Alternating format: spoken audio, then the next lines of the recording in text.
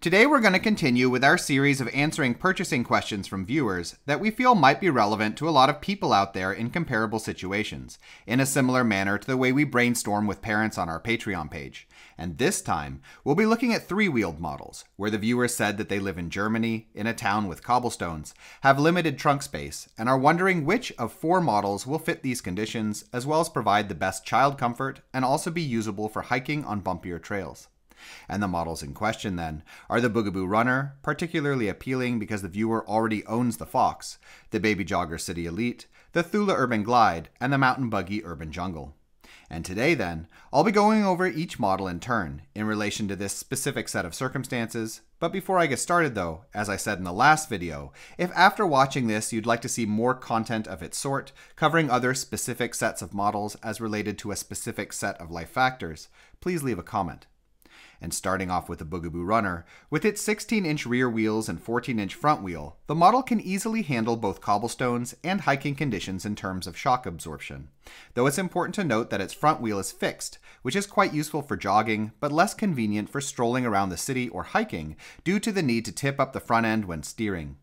In terms of child comfort, the Runner is the only model here that has a reversible seat, though the flip side of this is that it also has the shortest seat, or seats, as the model can be paired with a variety of seat units from other Bugaboo models. The Runner is a bit of a beast in terms of folded size, unless you remove the wheels and seat before packing it away, which is of course a bit time consuming as well as potentially yucky depending on where you've been hiking. As a last note, the Runner's been off the market for some time now, meaning one would probably need to buy it secondhand, and if you're interested in going this route, note that you'll also need to hunt down the correct adapters for whichever seat you plan to use the model with. Moving on, the City Elite can also handle hiking conditions just fine, though will feel a bit less suspended than the Runner due to its smaller 12-inch wheels all round, and the fact that it's the only model here with foam-filled as opposed to air-filled tires, which is nice for not having to deal with punctures, but does reduce shock absorption a little bit. I'd also note that the core design of the Elite's chassis is a bit more complex and/or less heavy-duty in terms of reinforcement than the other models we're talking about today. And while it's still quite strong in relation to the wider market in general, if really rough hiking is going to be a big factor in your choice of model, then you might be better off going with something else. Despite these drawbacks, in comparison to the other models here today, the City Elite has the largest seat with a full flat recline and is also the only one with an independently adjustable leg rest. And it also folds the most compactly of all of these models, making it the only stroller among them likely to fit in a smaller trunk without any sort of disassembly. Next up is the Thule Urban Glide, which has 16-inch wheels in the back like the Runner, but a 12-inch swivel wheel in the front like the Elite. The larger rear wheels give the model roughly equivalent shock absorption to the Runner, while that somewhat smaller swivel wheel makes for easier steering than the Runner, and won't affect terrain capability other than in the very roughest of terrain, think negotiating melon-sized rocks across a stream bed, making the model really the best out of all of these today when looking specifically at hiking.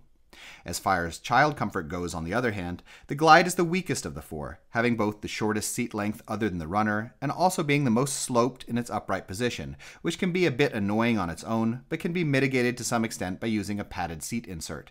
It's also a bit on the long side when folded down, and is, like the Runner, a model where you'll need to remove the rear wheels in order to get it into most trunks.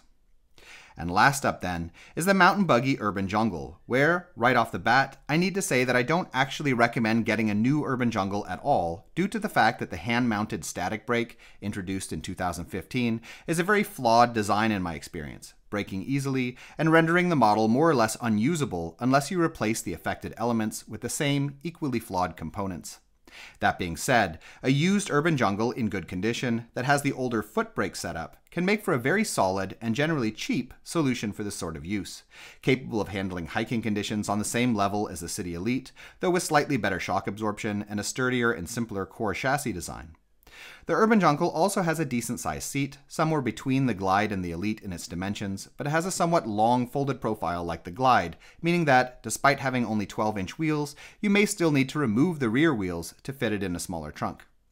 Buying and potentially refurbishing an older used model like this isn't for everyone, of course, but if anyone is interested in doing so, I recommend checking out our video specifically detailing what to look out for and how to fix up this model when buying it used. And a link has been added in the description, along with links to a variety of other videos giving more detailed information about the rest of the models covered here as well.